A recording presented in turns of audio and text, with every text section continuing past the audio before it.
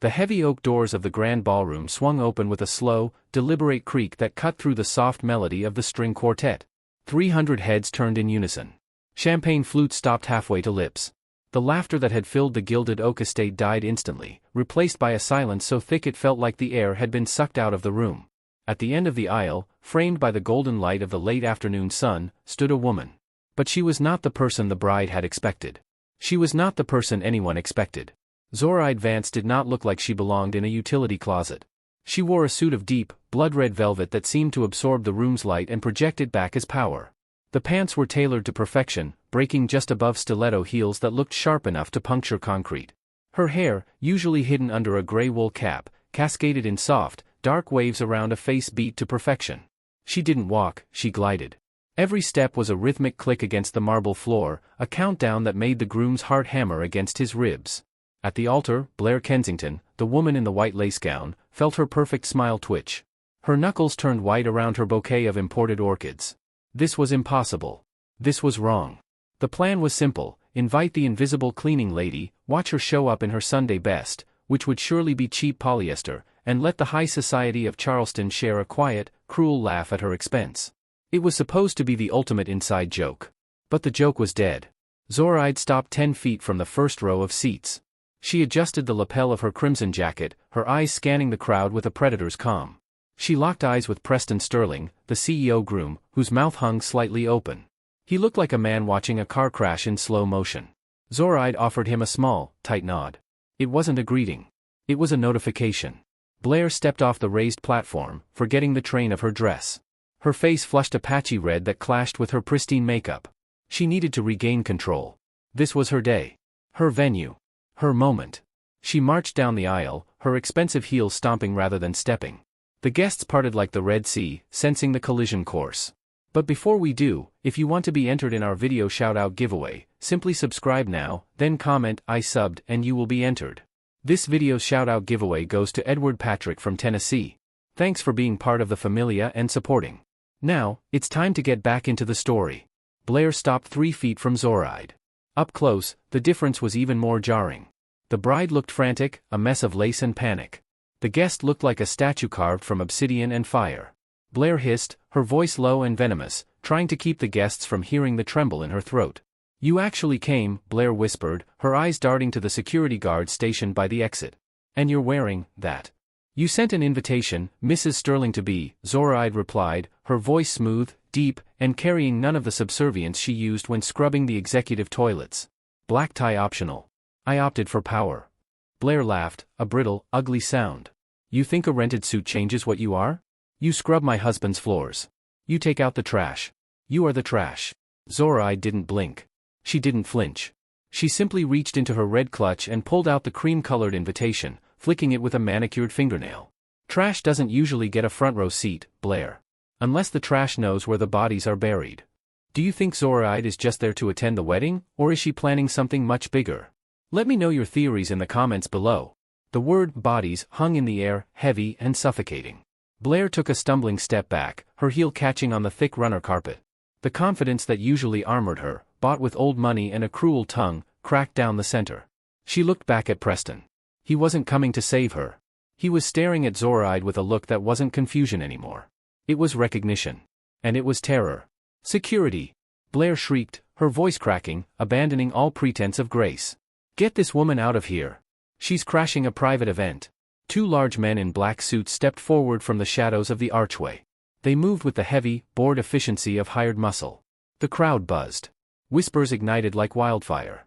Is that the janitor? The one Blair made fun of at brunch? Why is she dressed like that? Where did she get the money? Zoraide didn't move. She didn't even look at the approaching guards. She kept her gaze fixed on Blair, her expression bored. "Careful, Blair. You make a scene, you make the headlines. Isn't that what you always say?" "I don't care about headlines," Blair yelled, pointing a trembling finger. "I want you on the curb. Now." The first guard, a man with a scar running through his eyebrow, reached out to grab Zoraide's arm. The contact was imminent. The humiliation was seconds away. This was the moment Blair had fantasized about, the physical removal of the filth from her pristine life. "Touch me," Zoraide said, her voice dropping an octave, "and you'll never work in this state again. Check the guest list, gentlemen." Look at the name at the very top. The guard paused, his hand hovering inches from the red velvet of her sleeve. He looked at his partner, then pulled a tablet from his inside pocket. He scrolled past the A-list celebrities, the politicians, and the tech moguls. He stopped. His eyes widened. He looked at the tablet, then at Zoraide, then back at the tablet. "What are you doing?" Blair screamed, stamping her foot. "Throw her out." "I can't, ma'am," the guard said, his voice shaking slightly. He lowered the tablet and took a respectful step back, clasping his hands behind his back. "She's not crashing. She's the guest of honor." Blair's mouth opened, but no sound came out. The guest of honor? At her wedding? She turned to Preston, demanding an explanation with her eyes. But Preston was wiping sweat from his forehead with a handkerchief, looking like he might vomit on his tuxedo. Zoraide took a step forward, closing the gap between her and the bride. "You wanted a show, Blair. You invited me to be the court jester. But you forgot one thing about court jesters. They're the only ones allowed to tell the king the truth." "Who are you?" Blair whispered, the fear finally overtaking the anger. Zoraide leaned in, close enough that Blair could smell the expensive, custom-blended perfume she wore, sandalwood and steel. "I'm the person who cleans up your messes. And honey, you've made a big one." "What name do you think the security guard saw on that list?" The reception hall was a masterpiece of excess. Crystal chandeliers the size of small cars hung from the ceiling, and the tables were laden with lobster and truffles. But nobody was eating. Every eye was glued to the drama unfolding at the foot of the altar. The tension was a physical weight, pressing down on the lungs of everyone present.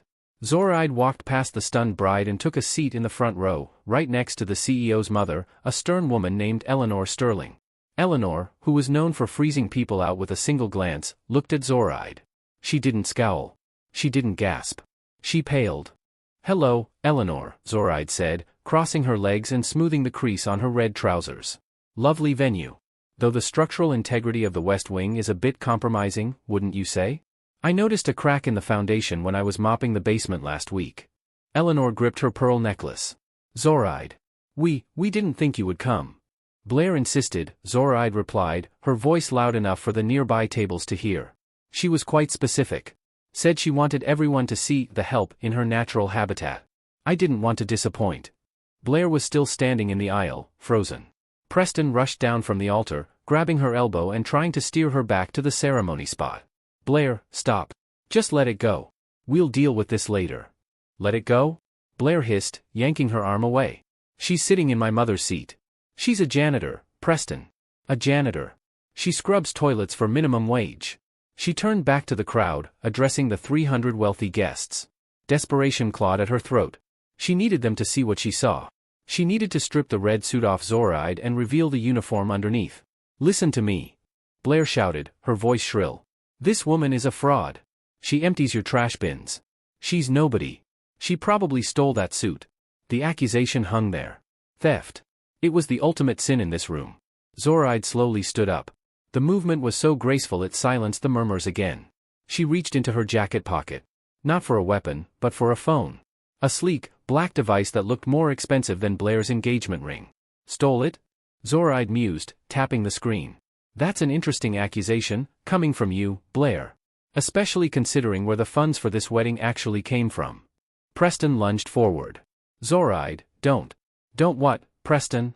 Zoraide asked, turning her gaze on him. "Don't tell them about the Cayman accounts? Don't tell them about the consulting fees billed to shell companies? Or don't tell them that the reason I clean your office at night is because it's the only time the servers are unguarded." The room gasped. A collective intake of breath that sounded like a vacuum. This wasn't just wedding drama anymore. This was corporate warfare. "You're lying," Blair screamed, tears finally spilling over, ruining her mascara. "She's crazy. Security, she's crazy."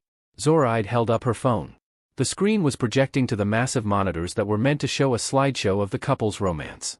Instead of photos of Blair and Preston on a beach, a spreadsheet appeared. Rows and columns of numbers, highlighted in red. "I'm not a janitor because I need the money, Blair," Zoraide said, her voice ringing clear without a microphone. "I'm a janitor because nobody looks at the janitor. And nobody hides their passwords when the janitor is in the room." What kind of secrets do you think Zoraide found on those servers? The massive screens displayed the damning evidence in 4K resolution. Bank transfers. Falsified invoices. Dates, times, and amounts. The total at the bottom of the spreadsheet was in the millions. The guests began to murmur, then talk, then shout. Phones were out, recording the screens, recording Blair, recording Preston. Preston Sterling looked like a man whose soul had left his body. He slumped against the floral archway, his face gray. Blair stared at the screen, trying to comprehend the numbers. She didn't understand finance, she only understood spending. But she understood the look on the faces of the guests. It was the look she had tried to manufacture for Zoraide, pity and disgust. "You hacked us," Preston whispered, his voice barely audible. You corporate spy." "Auditor," Zoraide corrected, stepping into the aisle again. "Independent forensic auditor, hired by the board of directors 6 months ago. They suspected a leak. They suspected embezzlement. They just didn't know the CEO and his fiancée were the drain." She walked toward the couple. The red suit seemed to burn brighter now, a signal of danger. "I spent 6 months in that gray uniform. I endured your insults, Blair.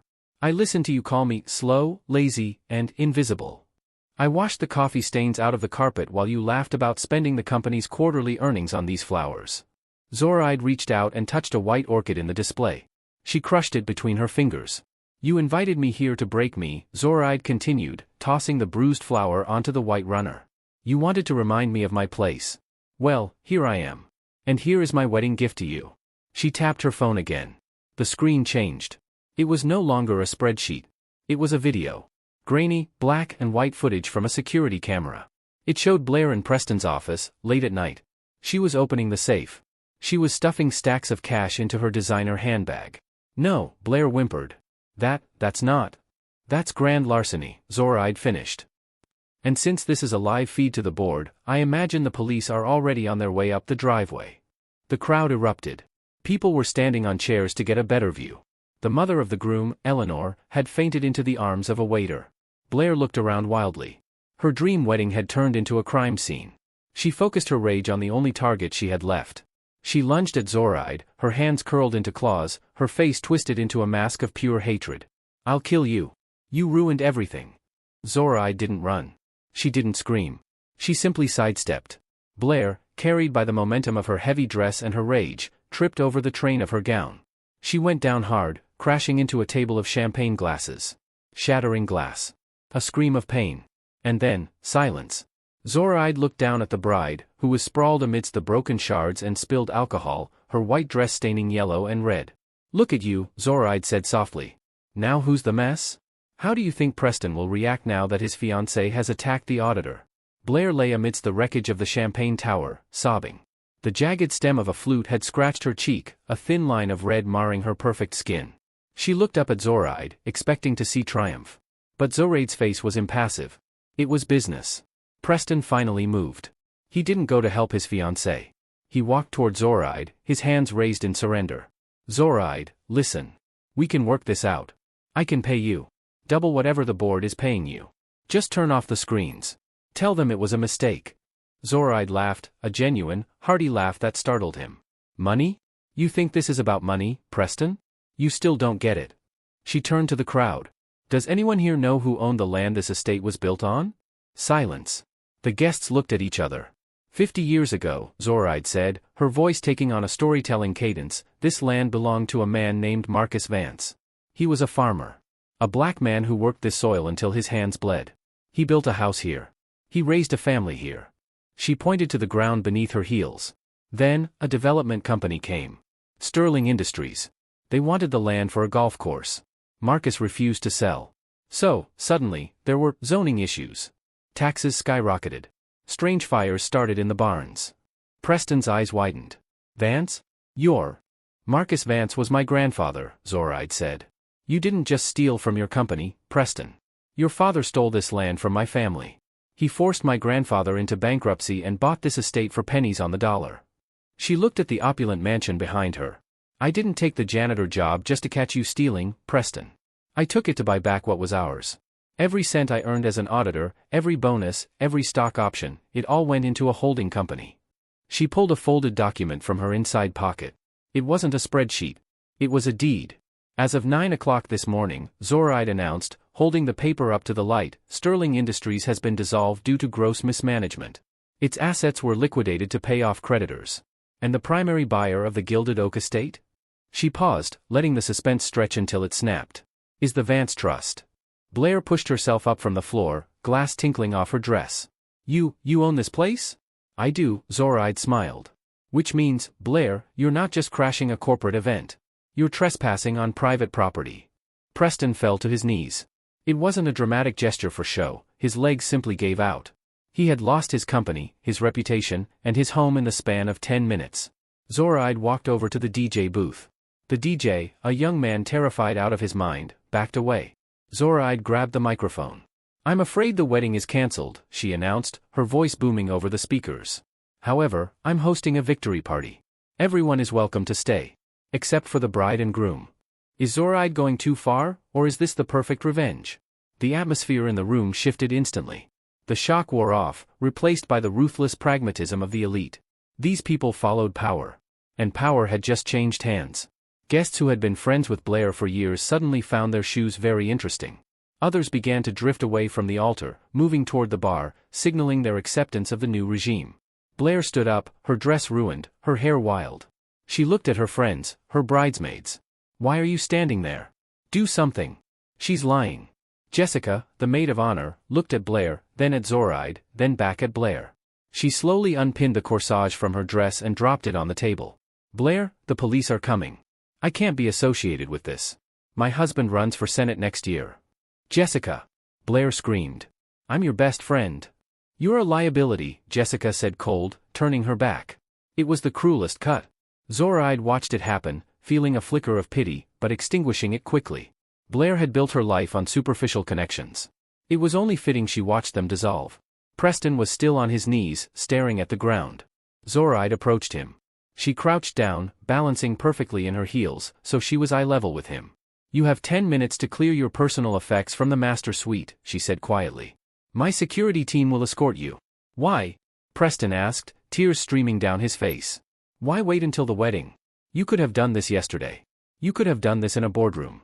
I could have, Zoraide agreed. But you and Blair needed an audience. You live for the applause, Preston. I wanted to make sure you got the exit you deserved. She stood up and signaled to the 2 guards who had tried to throw her out earlier. They rushed over, eager to please their new employer.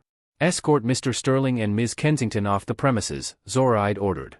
If they resist, call the sheriff. He's a friend of the family. Blair didn't go quietly. As the guard took her arm, firmly this time, she began to scream. Not words, just primal sounds of rage. She kicked and thrashed, dragging her expensive, stained dress through the dirt. It was an ugly, chaotic end to a picture-perfect life. As they dragged her past the rows of seated guests, Blair locked eyes with Zoraide one last time. This isn't over. I'll sue you. I'll ruin you. Zoraide took a sip from a glass of champagne a waiter had just handed her. You can try, honey. But you'll need a lawyer. And I don't think you can afford one anymore. The guests watched in silence as the bride and groom were hauled out of the garden gates. Then, slowly, hesitantly, someone started clapping. Who do you think started the applause? Was it a friend, or a stranger? The clapping started from the back. It was the old man who ran the catering company, a man Blair had yelled at earlier for the ice not being cubed enough. Then the florists joined in. Then the musicians. And finally, the wealthy guests, realizing which way the wind was blowing, joined the applause. It grew into a roar. Zoraide didn't bow. She didn't smile. She just watched the gates close. She turned back to the room. Please, she said, her voice calm but commanding. Eat. Drink. The food is paid for. The band is paid for. Let's not be wasteful. The party that followed was bizarre but electric. The tension of the wedding was gone, replaced by the thrill of scandal. People were eating lobster and gossiping about the Sterling's downfall.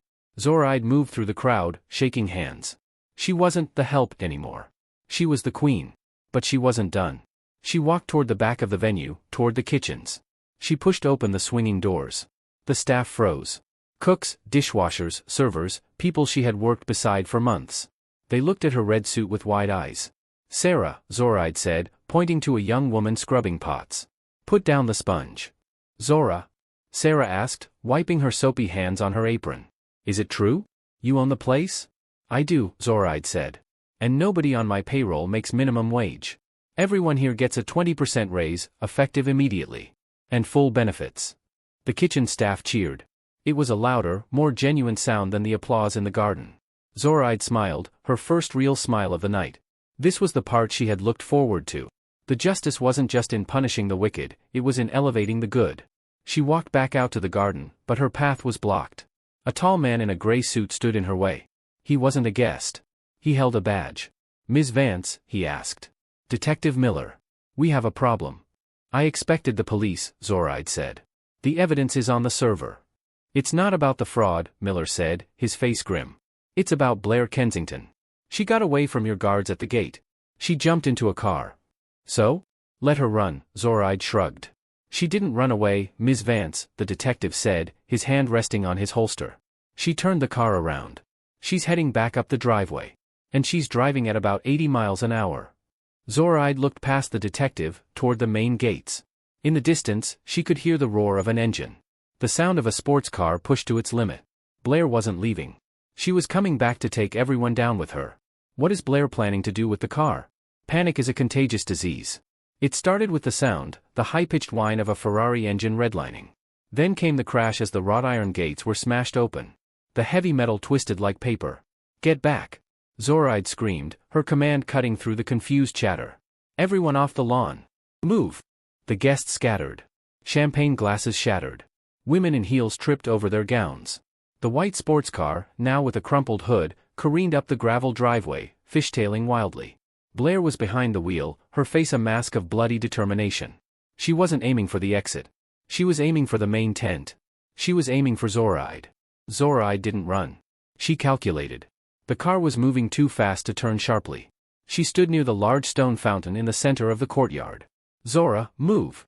Detective Miller shouted, diving behind a table. The car roared closer. 50 yards. 30. Zoraide stood her ground, the red suit a bullseye. At the last possible second, when she could see the madness in Blair's eyes through the windshield, Zoraide threw herself to the left, rolling across the marble coping of the fountain. Blair yanked the wheel to follow her, but physics was unforgiving. The Ferrari hit the solid stone base of the fountain with a sound like a bomb going off. Metal crunched. Steam hissed. The car spun violently, taking out a row of chairs before coming to a stop against the buffet table. The horn was blaring, a continuous, mournful note. Silence returned to the garden, but this time it was terrified silence. Smoke billowed from the engine. Zoraide stood up, brushing dirt off her velvet trousers. She was shaking, but she forced her hands to be steady. She walked toward the wreckage. "Stay back!" Miller yelled, pulling his gun. "It could blow." Zoraide ignored him. She walked to the driver's side door. The airbag had deployed. Blair was slumped against it, blood running from her nose, unconscious but breathing. The bride looked like a broken doll. Zoraide reached in and turned off the ignition, silencing the horn. She looked down at the woman who had tormented her.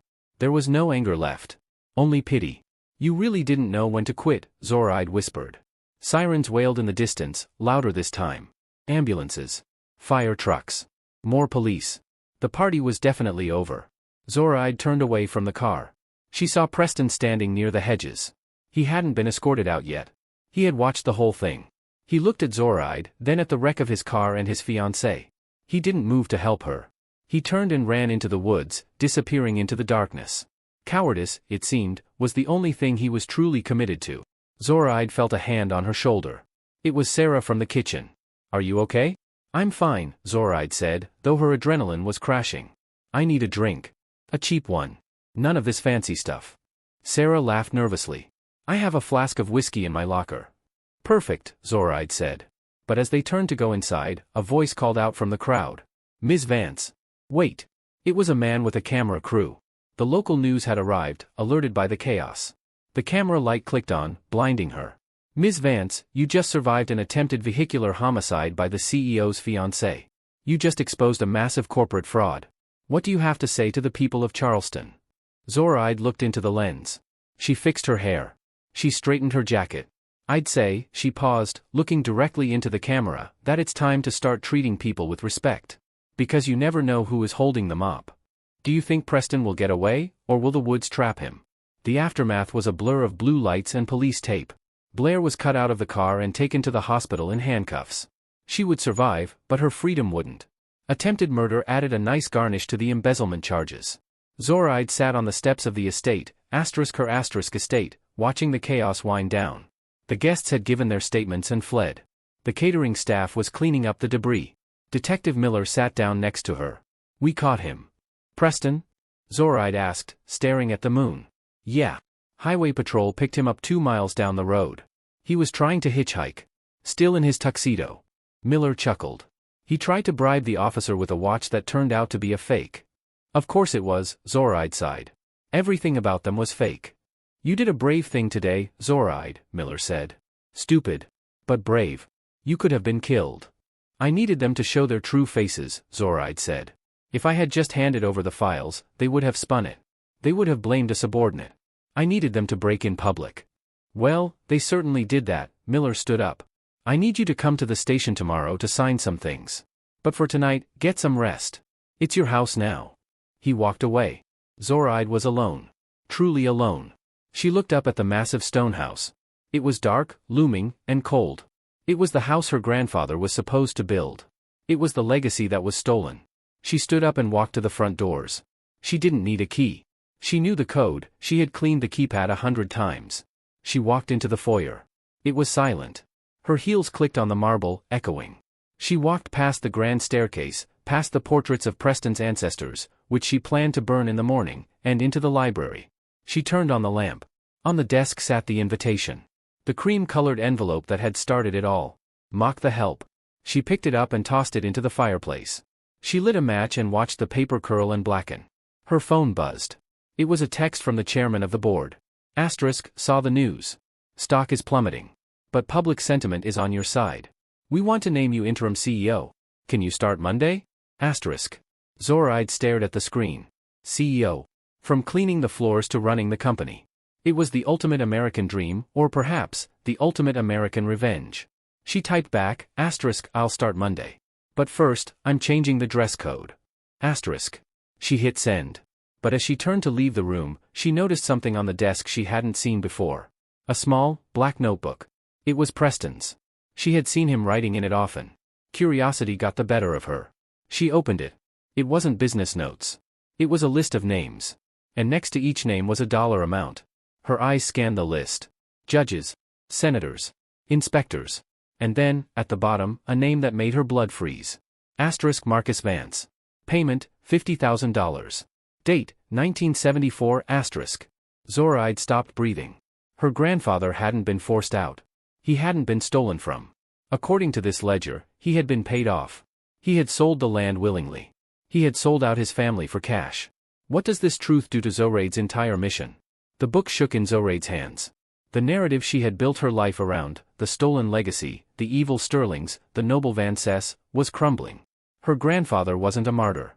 He was a collaborator. He had taken the money and run, leaving his children to believe they were victims of theft rather than greed. She felt a wave of nausea. All this anger. All this planning. Was it based on a lie? She looked at the fire dying in the hearth. She looked at the red suit reflected in the dark window. No, she whispered to the empty room. The truth about her grandfather hurt. It stung like a betrayal. But it didn't change what Preston and Blair were. It didn't change the way they treated people. It didn't change the embezzlement.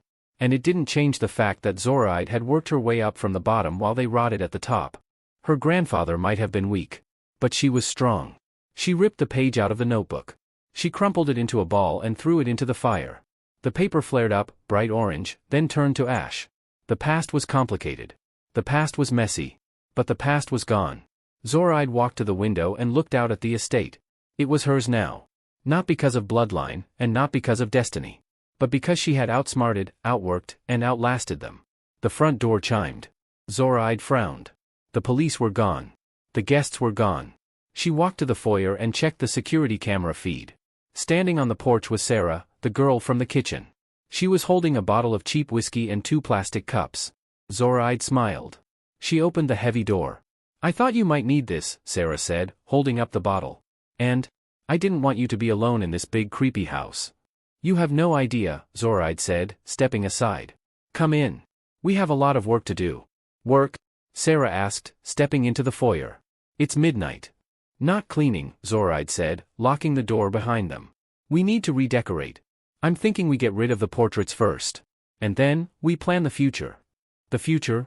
Sarah asked, pouring whiskey into the cups. Zoraide took a sip. It burned, warm and grounding. Yes, Zoraide said, her eyes gleaming with a new kind of ambition. I just became the CEO of a billion-dollar company. And I'm going to need a VP who knows where the skeletons are buried. Interested? Sarah grinned. I'm listening. Zoraide looked out the window one last time. The red suit was just a costume. The cleaning uniform was just a costume. The real Zoraide was just getting started. Here's to the help, Zoraide said, raising her plastic cup. To the help, Sarah clinked her cup against Zoraide's. May they never be invisible again. The camera pans out from the window, showing the gilded oak estate glowing in the night, no longer a fortress of exclusion, but a beacon of change. But as the screen fades to black, Zoraide's phone lights up on the table one last time. An unknown number. Asterisk text message, you burned the page. But you didn't burn the backup copies. I know what your grandfather did. And now, you work for me, asterisk. Who is the mysterious texter? And what do they want from Zoraide? Thanks for watching. If you enjoyed this story, hit the like button and subscribe for more. And let me know in the comments, should Zoraide fight this new blackmailer, or should she pay them off? See you in the next video?